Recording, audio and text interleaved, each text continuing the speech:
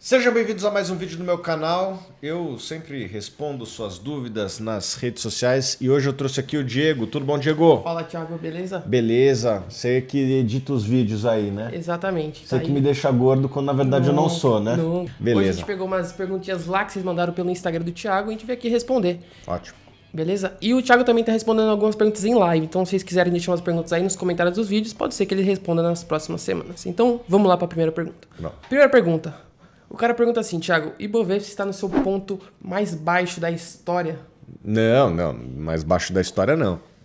Bom, primeiro que a história do Ibovespa é de 67 ou 68. O índice hoje está na casa, aqui no momento que a gente está gravando, de 107, 108 mil pontos. Está mais próximo da máxima do que da mínima.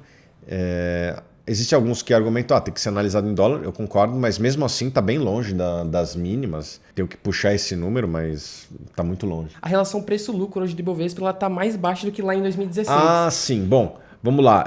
Assim, tem várias coisas que você tem que analisar. Uma coisa é a cotação, outra coisa são os múltiplos. Os múltiplos das empresas brasileiras hoje estão próximo das mínimas históricas. Então quer dizer que hoje as empresas elas lucram mais e talvez estejam num valuation mais atrativo? Sim, pelo menos na relação preço-lucro ou outras métricas, Enterprise Value e EBITDA, hoje as empresas brasileiras estão sendo precificadas abaixo da média histórica. Puxei aqui a relação preço-lucro na época da Dilma, a gente estava em 10 vezes, na casa assim de 10 vezes antes do impeachment da Dilma.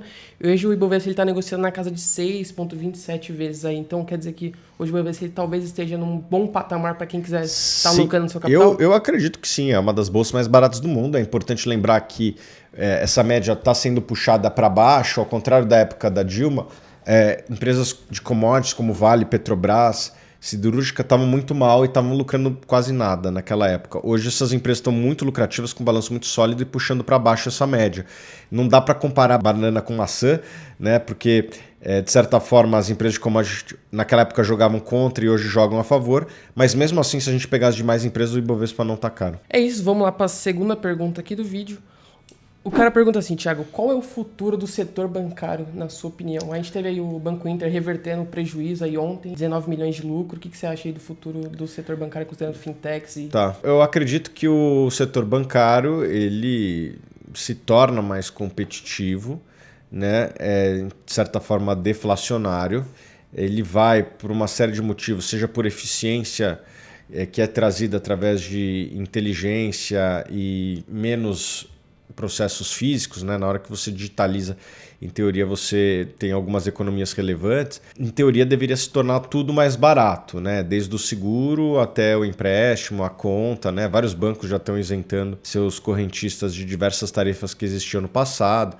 Então a tendência é que se torne um mercado mais competitivo. Outra coisa que também deve acontecer as instituições focando mais na experiência do usuário. Eu diria que até 2, 3 anos atrás as instituições não ligavam tanto para a experiência do usuário, né? Olhavam o cliente como um mal necessário. Hoje esse mindset está mudando nos principais bancos e estão investindo na experiência do usuário. Então acho que vai se tornar mais barato e melhor ao longo do tempo. Tudo que é relacionado a serviços bancários do Brasil, de investimento a seguros, de crédito a conta corrente, tudo deve ficar melhor e mais barato para o consumidor ao longo do tempo. Beleza, então como investidor, talvez essas não seja os melhores investimentos investir talvez nessas fintechs, mas como cliente é muito benéfico para o cliente a entrada dessas fintechs e bancos digitais. Eu acho que tem que ser analisado muito caso a caso, né? Tem bancos novos ou que estão entrando em segmentos que antes não atuavam que eu gosto, por exemplo, o BTG, a XP, são empresas que conseguem crescer, ganhar market share com rentabilidade. Eu gosto de empresas assim.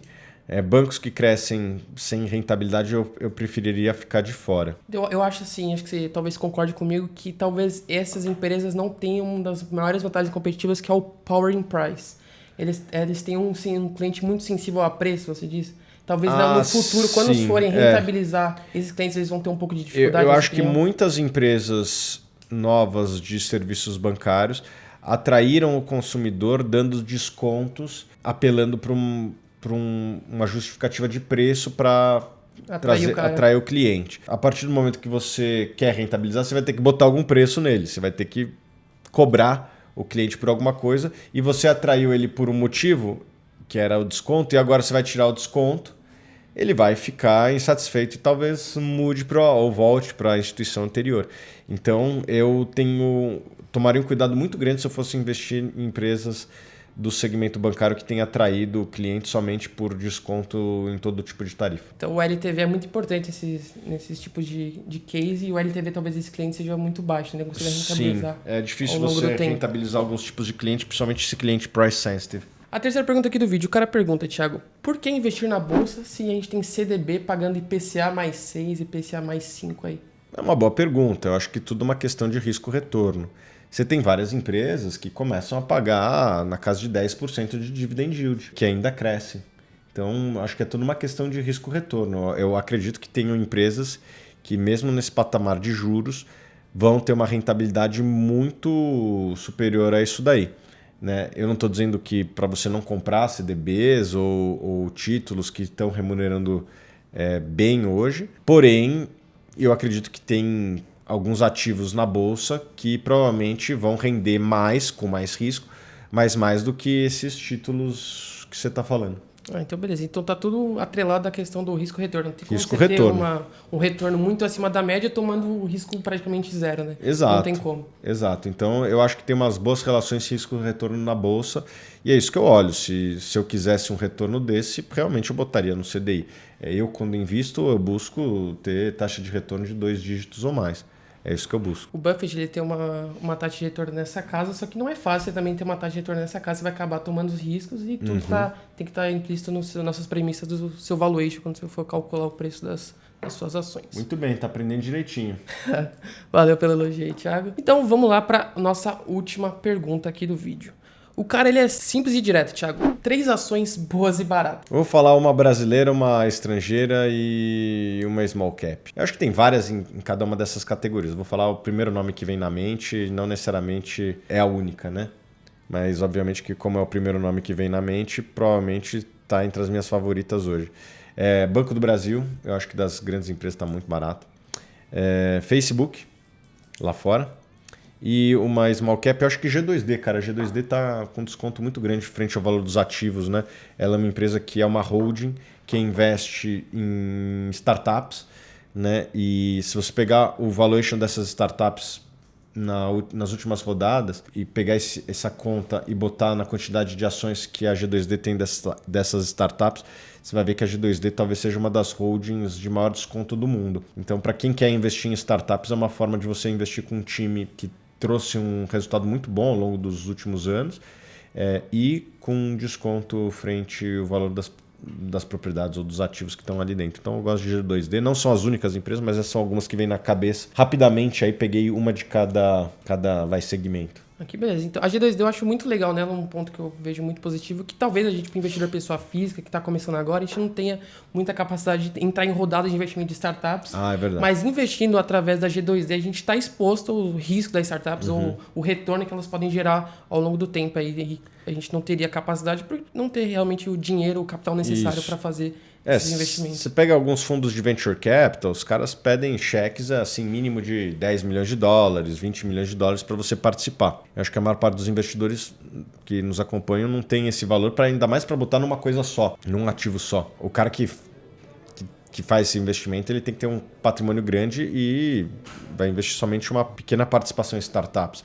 E eu acho que uma das coisas interessantes da G2D é justamente esse fracionamento. Com poucos reais, o cara pode comprar um portfólio interessante tocado por um time que se mostrou bons investidores. Fizeram investimento no mercado Bitcoin, na Coinbase e várias outras empresas que já tem 8 unicórnios dentro do portfólio. Notco, algumas empresas que às vezes nem são tão conhecidas do investidor brasileiro porque parte do portfólio está fora, que credencia a G2D como um dos melhores investidores de venture capital através de um veículo listado e hoje com desconto. Que beleza. Você comentou, Thiago, de uma dessas 3 empresas, o Banco do Brasil. A gente comentou lá no começo do vídeo sobre o risco do setor bancário e você comenta muito sobre o Banco do Brasil, que ele tem uma asset muito grande, é o banco que tem a maior avaliação no ZEP. Você poderia comentar um pouquinho mais do que você enxerga para o futuro do Banco do Brasil em relação ao crescimento das fintechs? Quando se analisa o que está mais quente aí no mundo das finanças hoje, são os bancos digitais e a parte de investimentos. Os bancos digitais ações, empresas que estão muito quentes aí nos valuations e tal, Nubank e o Banco Inter. E na hora que a gente fala de investimento, XP e BTG, né? São empresas que tiveram ação que valorizou bastante ao longo dos últimos 5 anos, né? Essas duas empresas. E se você pegar o aplicativo do Banco do Brasil, que é uma métrica pública e com bastante relevância estatística, você vai ver que o Banco do Brasil ele é mais bem avaliado que o Nubank, e o Banco do Brasil também, a última vez que eu vi, estava mais bem avaliado que o Banco Inter, que está bem avaliado na App Store e na Google Play, né, que são as duas principais lojas de aplicativos. Então, o Banco do Brasil está bem posicionado no banco digital. E no que se refere a investimentos, a asset do Banco do Brasil captou mais que a da XP e captou mais que a do BTG. Tem quase 1 trilhão e 300, um negócio assim. É muito dinheiro. É o filé mignon das finanças, é a área provavelmente de maior ROI do banco, né? Então, é uma área que é muito lucrativa e que cresce, que o Banco do Brasil não deixa a desejar para nenhum banco em termos de, pelo menos, desempenho da área como um todo, né? Continua crescendo, captando, foi a asset que mais captou em 2020, deve ser a asset que vai mais captar em 2021, a última vez que eu vi era a asset que tinha captado mais até agora também. Então, eu acho que o Banco do Brasil está muito bem posicionado nessas duas áreas e negociando por 4 vezes lucro, que é um desconto expressivo frente a todas essas ações aqui. Talvez dessas ações que eu falei, a que está mais barata deve ser o do BTG, que está 12 vezes o lucro do ano que vem. O Banco do Brasil está sendo negociado a 4. Né? 1/3 do valuation do banco de menor valuation desses que eu falei aqui. É uma boa relação risco-retorno. Mas você acha que nesse valuation não está implícito o risco do governo, o risco estatal? É uma boa pergunta essa daí, né? Eu entendo que tem alguns investidores que não investem em estatais jamais. Eu sempre falei, estatal só de graça. Só que agora está de graça, agora eu estou comprando. Né? E eu fui conversar com muitos funcionários do Banco do Brasil, né? E, por incrível que pareça, eu saí muito convencido de que a governança do Banco do Brasil é melhor que a de muitos bancos grandes listados. Tá? Tudo lá, pelo que eu apurei, é decidido em muito comitê, o que tira, vamos dizer assim, agilidade às vezes, mas por outro lado adiciona... Eficiência? Não, pelo contrário, pode até às vezes tirar eficiência, mas tira riscos de vir uma coisa de cima para baixo. Assim, o poder do presidente do Banco do Brasil, ele existe, mas não é total. Ele não consegue chegar e falar, empresta para esse cara aqui. Tem que passar por uma série de comitês e isso daí às vezes pode engessar, mas pelo menos evita que o que aconteceu em outras estatais se repita. Então é isso, Thiago, mais uma aula tendo aqui com você. Valeu, sempre um prazer. Deixe sua pergunta aí nos vídeos, no Instagram do Thiago, ele vai estar respondendo aqui nos próximos vídeos com vocês. E como a gente falou muito sobre o setor bancário, tem um relatório aqui embaixo, se quiser, é só baixar o relatório que ele vai estar direto lá no seu e-mail. Então é isso, pessoal, até o próximo vídeo, um abraço.